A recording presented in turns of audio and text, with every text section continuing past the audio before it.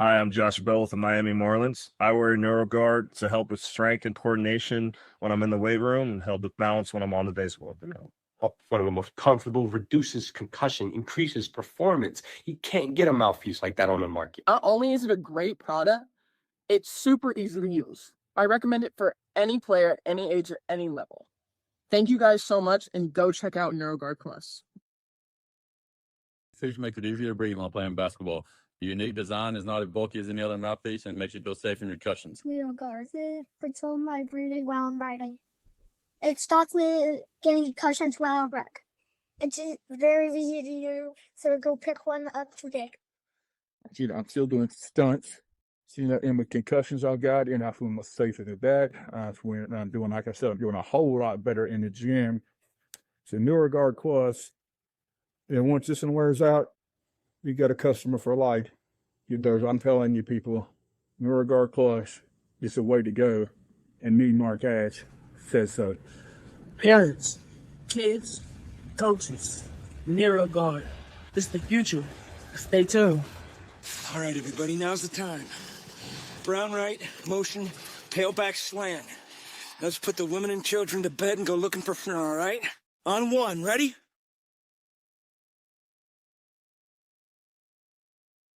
We've hit week 30. Hello, everybody. Terry Bennett, Craig Goodwin here on the NeuroGuard Plus Mouth Guard 2A edition of Sideline to Sideline. You can hear or watch us each and every week, s2scraneterry.com or at YouTube at L4 Media Company. And how you doing, Mr. Go? Doing well. Looking forward to week 3. Some huge games on the slate. I mean, we were just talking about 2 weeks from now. We're halfway through the season. Technically, be a district. I mailed it, right? Some districts will be starting at by next week. But yeah, here though, we're still a non-district across the 2A world. But it was an interesting week of 2A football, to say the least. And we don't take a lot of time on the 2A show, so we're going to jump right into it. And let's review week 2. If you've never listened to us before or watched us, that's what we do. We review the week that was, we review the week that is, and we talk some other things in between. Speaking of action, before we do that, I do want to say rest in peace to a 2A football legend, to say the least, not just 2A, but also the whole state of Texas, as last Friday, appropriately on Friday, G.A. Moore passed away. Or I guess he passed away, maybe it was Thursday, but he passed away last week. And I mean, this is one of the guys that I will be 100% on this. You know, I grew up in a 5A town, family that coached in 3A, but Salina especially. I played against the Salina teams in high school. Oh yeah, you did. That's right. That one's in the playoffs. So yeah. But these were the teams that the idea of Friday Night Lights began for me. Like going to, I can still remember odd Thanksgiving playoff game. I'd never even heard of that, and going to that and just being amazed at just the aura of those Salina Bobcats. And some coaches just do that. You have coaches that win local state championships, but their team doesn't have that aura. We have an advertisement for a documentary on Scott Surratt. He's one of those. Yeah. Him and G.A. Moore are just those type that they just walk into the room, and for whatever reason, you're going to fixating with them, no matter your views on them or your thoughts on them. Yeah, you're exactly right. I mean, he's just a man before his time, I mean, and the way he could get kids bought into a program and what he wanted the program to look like, he got those kids to buy into it, and work to it. Every coach has a winning formula. Yeah. But the kids have to buy into it. You have to sell them. And, an 0-10 coach has a really good formula.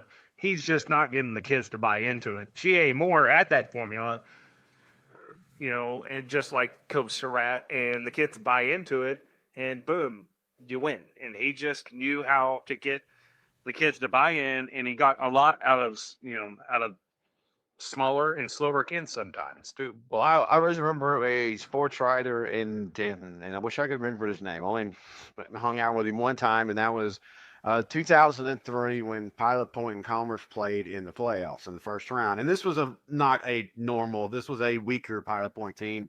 Commerce ended up beating them. But anyway, so I was talking to his writer. I was just kind of telling him, how being from East Texas, I fell in love with that whole aura from afar. Yeah. And he always said that G.A. Miller's best coaching job was at Sherman. Yeah. We took an 0-10 team and flipped them to 6-4 the next year. And I guess apparently he just realized that was probably the ceiling he was going to get there. Yeah. Because the very next year, Salina opened and he went there. But yeah, he always said that Sherman job, because that program was dead. I've heard that before. Yeah, and he turned them around in a year. Yeah. I loved always. Heck, we saw him take an Aubrey team that had no speed and won 7 or 8 games. I still remember us broadcasting that game. I mean, that was one of the Slowest teams that I've ever seen that was playoff worthy. Yeah, right. Yes, I'm totally forgotten about that. I mean, I remember. I forgot we broadcast. And you remember looking for your wife's cell phone. Oh yeah, now that the old cell phone nowadays, it's really that's an element of hour. That's an after Patreon. Yeah, Patreon. As you can see by the way you saw earlier.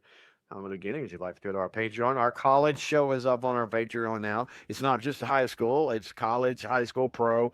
We are going to do some after Fridays. It's been the first Friday we had technical issues. Last Friday I had technical issues. I didn't even get to go down to the game because I was going to Grandfather's Day and feeling great, ready to go see some Goliad, ready to eat some lolly, and I go and pick up the bag and I strained my back, and so I wasn't able to go. But all days, man, it sucks. My wife made a joke though that when we went to Grandparent Day, you know, I looked the part because I'm sitting there and walking slow and bent over. But yeah, please think about joining our Patreon. We will this week have, and it's adjacent. We will have Wall versus Jim Ned talk after the game at the hotel or in the truck. But anyway, that's actually 3A adjacent. Well, I'm saying it's adjacent, like everybody, the Tilly world knows. Oh, okay. Tilly when a world knows Walt. They spent time there before. All right, so now let's get into it. As I pull up the official, because that's what we do now. We do things the right way. I pull up the official 2A review. It's the right way. Yeah, it's on the screen. So let's start. I did not get that memo. Yes. I need to pause and regroup. You're like was that coach? We always joke about we will not name the school, but Fred, that's the coach, and we would broadcast his game, and we also sometimes wondered if he gave the assistant coaches in the booth dead headsets because they didn't know what they were doing. That's what we do with you. That's a dead mic. You just they can only get down in distance. What do I got? They didn't even do that, but I was 2nd and 4. No, I mean what formation? Sorry, I can't hear you. All right,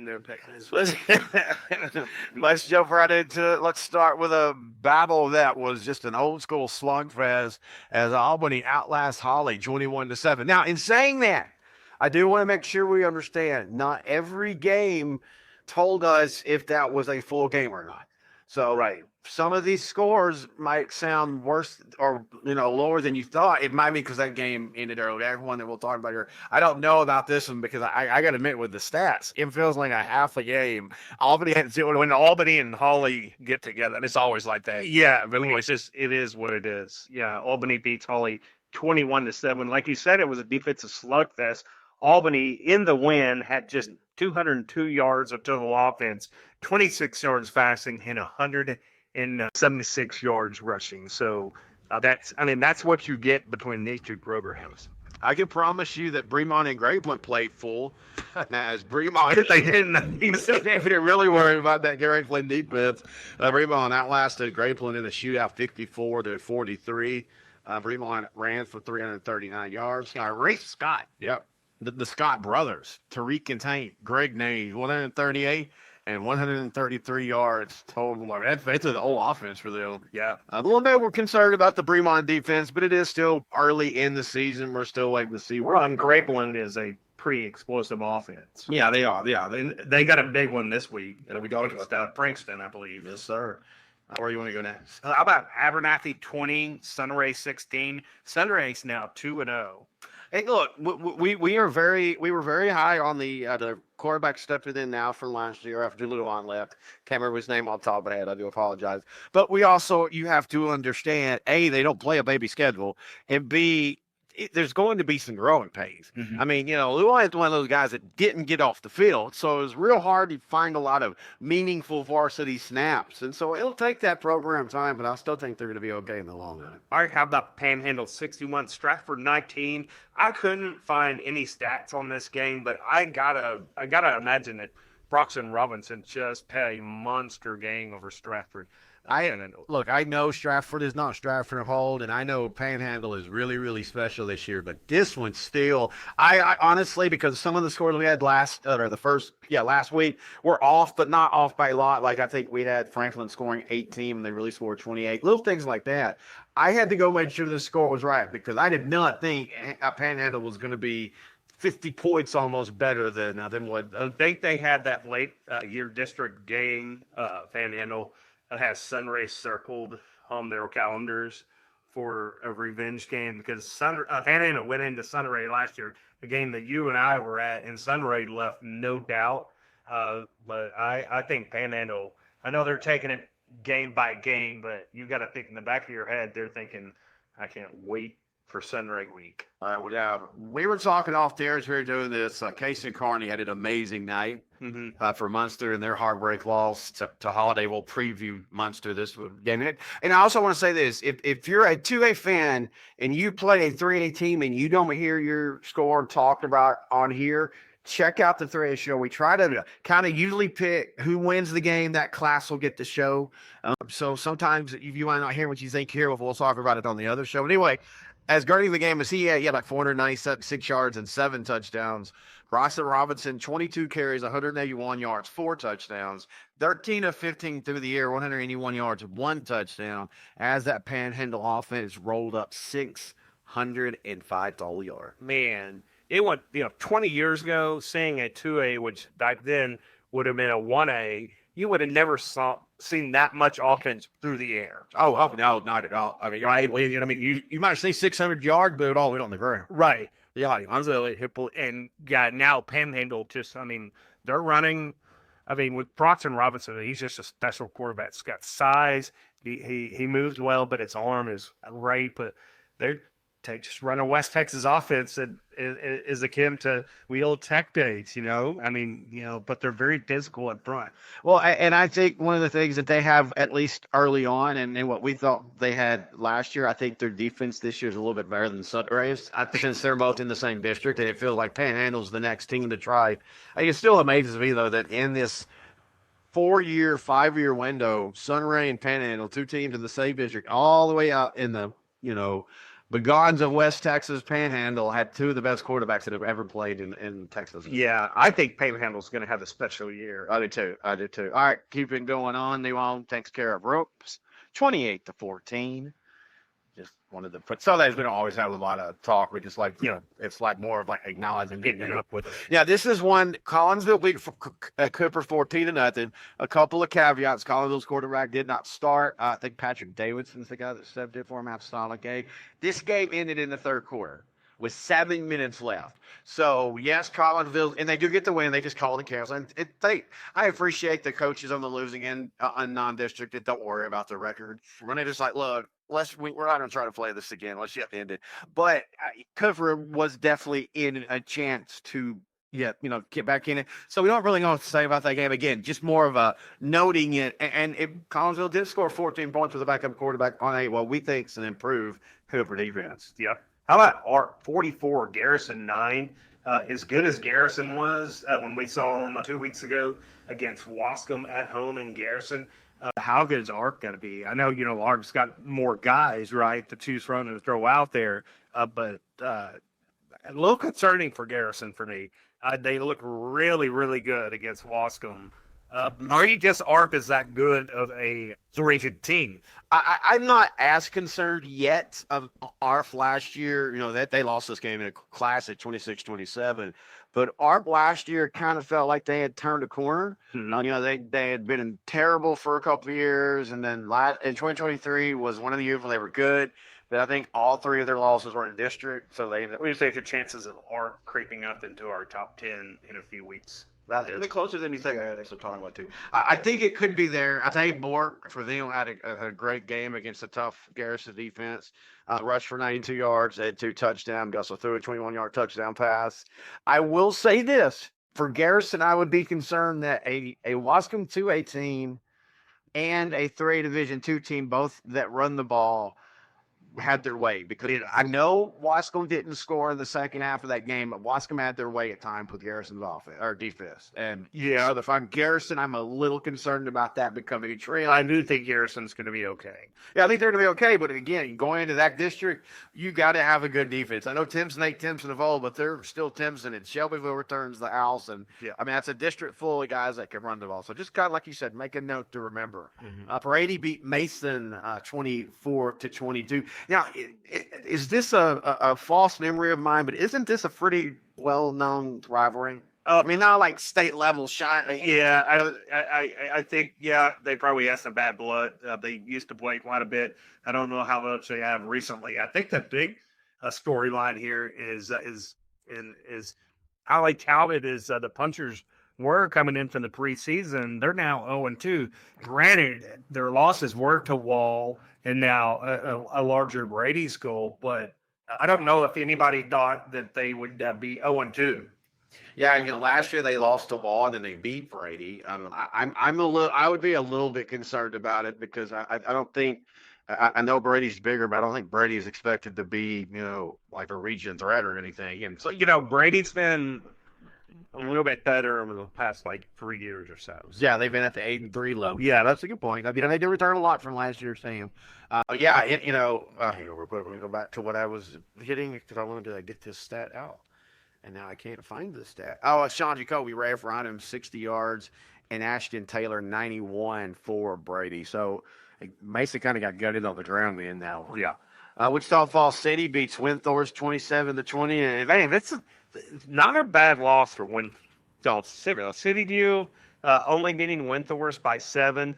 City View, very athletic, 3A team, one of the more athletic teams in that region in 3A, and Windthorst is able to hold their own with them. Windthorst has a huge one this week, though, so we'll see how they rebound against the Munster. Yeah, well, That's a murderer's row the first 3 weeks for Windthorst. Oh, yeah, it really is. It's Henrietta, Wichita Falls, City View, Munster. And, Munster and City View are kind of those rivals, not like blood rivals, but like Windthorst and Munster have played a lot.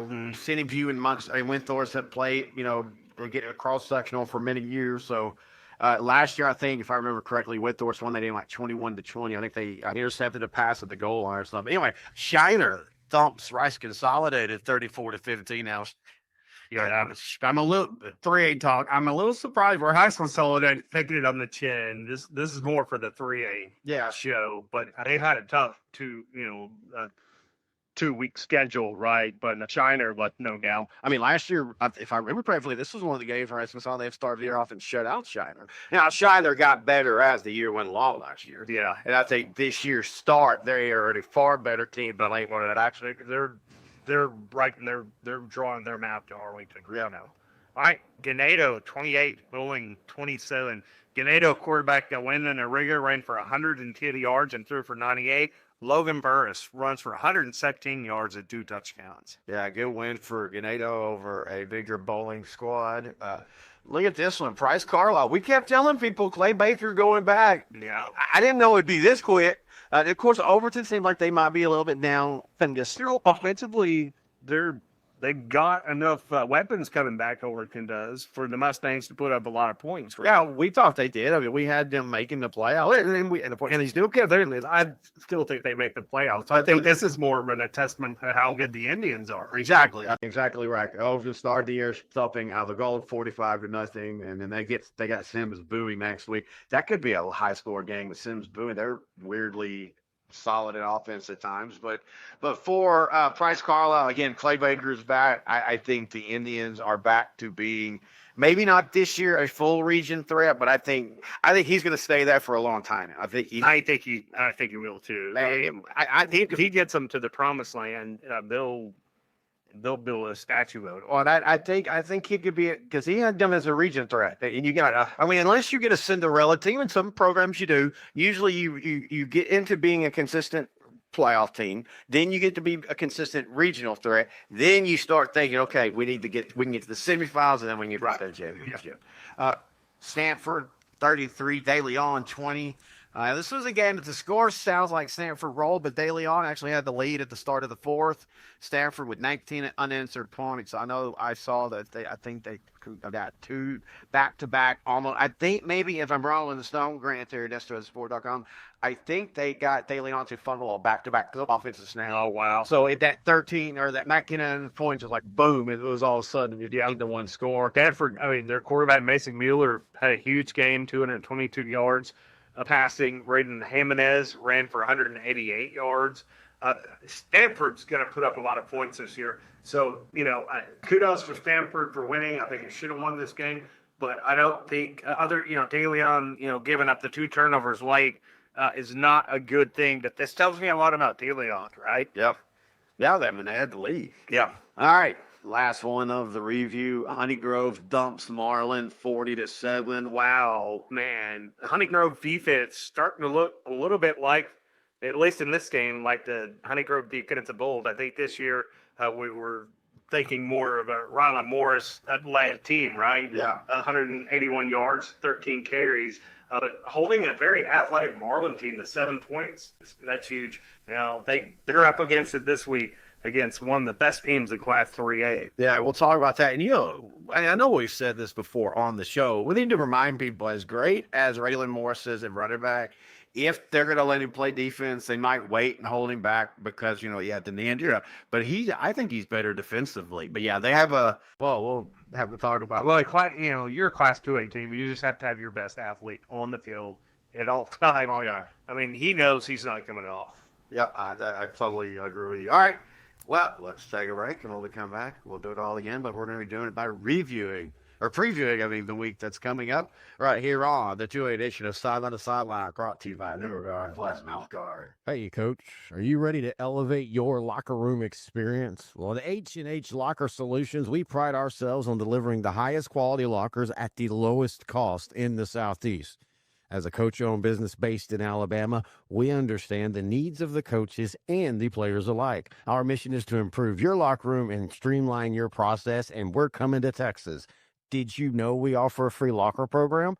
That's right. We ship all across the USA, ensuring you get the best solutions tailored just for you and your program. Want to learn more? Drop a comment or give Coach Harris, a.k.a. Ty, a call at 256-458-4427, and let's take your locker room to the next level. All right, sir. Great, good one back here. Sideline to Sideline, the 2A edition. As we went from the review to the preview, a little bit of a short week this week, but it'll be like that for the next few weeks. But once we get in the district, I have a funny feeling, especially Already went 2 hours, Terry. I mean, for a Twitch show, we're at 24 minutes. That's not too bad.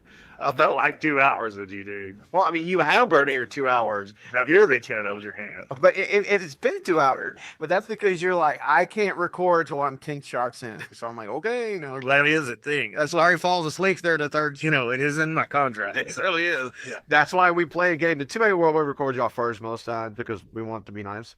The 3A and 4A, they get to play a game of which one of these was the last show of the night. We start to talk about where it's open, maybe slur a little. Anyway, let's talking about my uncle's carcass. Me? That was weird. I was praying that my cousin or aunt couldn't listen to that show. Why did you email us the next day and say, I sent this 10 times from our cousin? Okay. I was able to listen to one day. I'm going to Uncle Johnny, and his carcass did look good in the casket. There's no reason they would listen to a 2A show. Open cast, but it's still weird to me. I just don't know. That's old school. Yeah, but I had a girlfriend. Father was killed in a pretty brutal car wreck. Yeah, He had a listeners up. no, smile. He did a U-turn, not paid attention right in front of a diesel. All the things you can imagine. And I'm the guy that I got somehow picked to go look as they're fixing him to tell them when, okay, that's good. And that was like, I mean, there's stuff coming out of his eye, and then they're like, "Oh, this is normal. Don't worry." And you can tell that they've used like I did something. Oh, not touch this base. That's just Play-Doh. And I was just like, I was like at that moment laughing. That was in 1997, and at that moment, I'm like, I'm never going to be in an open casket. I don't want that. I mean, Jesus Christ. Anyway, of carcasses. And they got Andrew. Join them have Alec to be at the carcass because they're playing with Rio this week, right? Yeah. And Edna loses a big one to their rival Bay City, 42-14 last week. Refugio's not going to take it easy on them. Ray Lewis, man, dual threat quarterback. Xander Willis, the running back. This will be a long night for Edna. Refugio rolls Edna this week. Yeah, I'm a little surprised that to start out so slow, but again, this is another against Jamie Dixon. I like him, but I also like it because I felt anyway. Yeah. Well, yeah, I think Refugio rolls. Right. Wildheart versus Rice Consolidated. Rice Consolidated right now, a really good football team, but 0-2. They played two really good teams in East Chambers, lost that one 35-10, lost to Shiner 34-15. Weimer right now, they're 2-0. They've only given up 21 points in the first 2 weeks. I think that was against Bowling where they won 41-21. This right here though might be a darn good game. I'm going Rice Consolidated, and what might be a little bit of an upset. It's in the swamp, right? It's at Rice Consolidated, so Weimar might be the favorite, but give me Rice Consolidated in this one. They got to get a win column, and I think they know that, and they do. And I mean, they don't act because it's not district, but we could probably sure that you're in the season, right? When at the beginning of the year, we had Weimar as one of our dark horses, and I still would have said Rice Consolidated was the favorite in this game. The way the season has started, I'm like you. I do think Rice Consolidated probably is considered an underdog, but you still have to go to the Swamp. It's still that time of year with the Swamp. Might be fun to play, to watch a game. It's not going to be fun to play. It's going to be human. And I know Weimar's used to that, but I feel like Rice Consolidated is going to pull this out. But I think it's going to be one of those, you're not going to think anything less of Weimar. It's just going to be Rice Consolidated using that 3A depth and getting the win. All right, Winsboro and Honeygrove. On paper, record-wise, this looks all great, but, the Honeygrove with Rodham Morris at running back, Garrett Baker at linebacker had a huge win over Mark last week, but they're taking on a 3A Winsboro team who might be one of the top 3A football teams in Class 3A with Noe Carroll at quarterback and, Camden Capehart at the wide receiver. And I want to say this, and we'll mention this on the 3A show. This game right here has two of the fastest guys in class in all of Texas high school football. Yeah. On the field at the same time in Raylan Morris and Camden Capehart. Yeah, this is going. I think it's going to be We like speed. Yes, You'd love this week. I think it's going to be a lot like last year. Winsboro won 49-21. They wore them down, but Honeygrove got a couple big plays. Remember, if I'm not mistaken, in that one last year, Morris didn't play because he had gotten hurt. Yeah, that's involved in weeks, right? He missed the most of the season. I mean, that's the only thing was anyway. I think it's going to be a lively score, but not because of anything Honeygrove is. It's all because of Winsboro. Yeah, Honeygrove will be fine, and if Honeygrove can stick in there. I think Winsboro wins this by multiple touchdowns. If Winsboro or Honeygrove can stay within 2 to 3 touchdowns, I'd call it a win for them. Yeah, no, I totally would too. All right, Frankston versus Great Plains. Frankston, number 9 in the state, started off the year 2 wins, surprisingly beating Joaquin 40-22. Not that they beat them, but they beat them, but they did. They destroyed Huntington last week. The Indians is a program that we haven't talked a lot about it over the years because there hasn't been a lot to talk about. A couple of years ago, they were 9-3. I think last year they were even 4. But I can remember when I was broadcasting in East Texas and to the games, and we actually, when I was part of the Brookhill first broadcast team of their first season. Bullard Brookhill? Yeah, Bullard private school. And they were playing. They played Frankston, and I remember going to their stadium and doing a game there. And Frankston's never been alive, but Paul Gold's got them turned around. 15 returning starters from that said 8-4 team that last year Playing a very solid Grape One team this year, yes, right? But last year losing to Hamilton by 2 touchdowns in a very close game. This is a region. Look.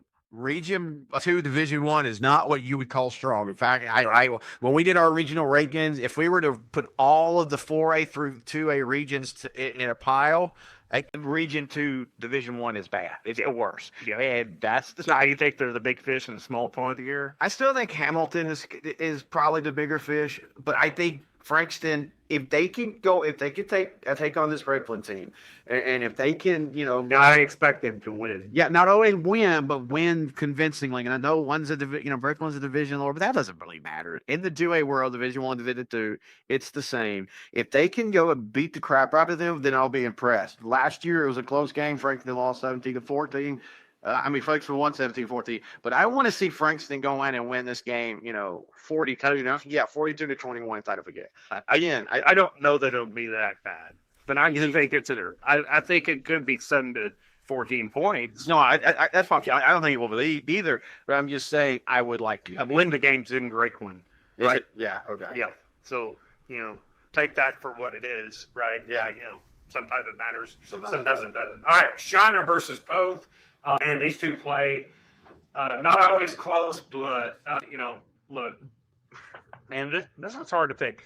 Pope off to another 2-0 start. They got Major Luna back and quarterback, who is just a great quarterback. He's one to feel like he's played forever. Oh, yeah, but I like Shiner in this. This one's in both, but I like Shiner, but this could be a classic. Well, yeah, this was the game, even though they lost. We were all concerned about Shiner last year if they started 0-3, but they were, the first game was, I think, 22-14 against Hollister. So you're like, okay, they were competitive. And the Rice Consolidated beat the doors off of them. And we were like, crap. If I remember thinking, man, Poth might destroy Shiner. They ended up beating Shiner, but it was only 21-14. And I feel like that was the game where we went, okay, Shiner's okay. They're just young. They're figuring it out. I have Shiner winning this game. I think it could be 14 points. It could be. I don't only a close 14, not a blow. Right. Like we always say, Shiner's up by 1 score. Right. Desperate. I think sales defense is going to be fine. I think offensively, they're going to live off of Major Luna right now. They don't have another huge playmaker, right? They lost their other playmaker to graduation. So yeah, I like Shiner in this one to buy about that same margin that you're suggesting. All right, Windthorst versus Munster. This is always a doozy here. It is. Munster's had their way with Windthorst the last few years, but again, this is one of those rivalry games that both teams, they I'm not saying they work together, but they the worst bowl, right? Yeah, is this the worst bowl? Is this the worst bowl? I don't know, and I don't think it is, but Isn't that Collinsville? No, or Collinsville. That's just southern Oklahoma right there. Why not the So when I'm calling it the worst moment. Why does Collinsville mention strays? W-U-R, not W-O-R, right? Windthorst comes in with Belcher at quarterback, a dual threat quarterback, 2 really good receivers in Aiden Stark and Jackson Stark. We know Munster, what they have in Kason Carney, who went off against Holiday last week, right? Yeah. I can't remember. 496 yards, 7 touchdowns. But the official worst bowl is actually New Braunfels and Canyon. Okay. Have you seen Canyonsville, by the way? No. I think it's Canyon. It's red. Oh, did they do the red line Washington? Yeah, they like Washington State. Yeah. But Munster has Kason Carney at quarterback, Dustin Croft at receiver, and then Nolan Peel at running back. Those 3 names right there on that month. The crowd is Lindsay and Munster for the crowd. By the way, you would not know it because I had to brain fog. We do a Munster coaches show each and every week that I'll be recording. Are we doing the Munster Fest, or are we getting all that drama still? All that drama kind of. Yeah. Is that still broken, or did they ever get that finished? No, they have 2 now. The 2 warring factions. Have the same weekend? No, different weekends. That actually might end up working out better for Munster. I don't know. Anyway, I think it's 2 separate. That's the Munster Community Hour here. That spotting on tap out of an 18-wheeler draws to that tap. So I'm just like, I am in heaven right now. Wait, the cops in the call that's because to come get grit. Look out. Notification the Carney hate us, so you come get me. Just 2-hour grind. It's either that or no, he's the co-host of the show. Now you know what that exact. I'd have to do college and pro with him. Well, we'll check out our college pro on our Patreon. It's free this week, but next week we will go out in the Patreon. $3 a month, though, folks. Please help us support the network. But anyway, Casey Carney, can we move forward? We might have spent a little bit too long in pregame today. I might have pregamed a little too longer. That's what happens when I'm drinking 90 proof scotch that I've never drank. You're having 90 proof scotch over there? You don't think you're supposed to say that on a high school show? If we're not doing a broadcast, well, that's only if you do play-by-play. I know, but just, ethically. Okay. I'm drinking Sunny V. Now you guys. Anyway, Case McCarty, 496 total yards, 7 touchdowns. And the thing that, and they lost in the tough of the holiday. But that's a 3A Division 3 team. A top 10. A top 10. I don't think Windthorst can stay within 21, mainly because when Munster is playing at their division or even 2A Division 1 teams or 2A Division 2 teams, they're going to out-depth them. And to be fair, if you go look at that game, they out-guarded Holiday by like 141. Wow. In a very close, I think 2-3-1 loss, whatever it was. But anyway, I like Munster in this one. I like Munster by a lot. I think I can name their own score. I think it's like 3 touchdowns. We always have that discussion. I think we finally decided last year that 28 points and up is naming your own. Well, no, and 28 points going into the fourth quarter was naming your score out. I just think 28 points altogether. I don't want to get too technical into win those 28 points and all that. He says that. I can't even remember to zip my pants up after I leave the bathroom. He says be able to dissect what they don't know about it. He says that, but last year we literally had this discussion on one of our longer trips. We're like, what if it was at the fourth quarter out of 5-minute mark, and they were on a 3 or yeah, we really did go for that. We had this little idea. The worst thing we do when we're the trunk is we get to the hotel. We'll write that down. Well, anyway, that's going to do it for this week's edition of the show. I want to thank everybody for joining us. Again, man, we're already about to be in week 4. 70% or 60% of the season's going to be regular season's going to be done. So the district play and all that's going to start and heating up. So please keep joining us. Check our Patreon, patreon.com/L4 Media Company. Email us at to Grant and Terry, S2Ssport.com. You can hear the audio only version of this at S2SGrantandTerry.com. And of course, find us on YouTube at L4 Media. And until next time, he's Grant Goodwin. I'm Terry Bennett. This has been the 2A edition of Sideline to Sideline.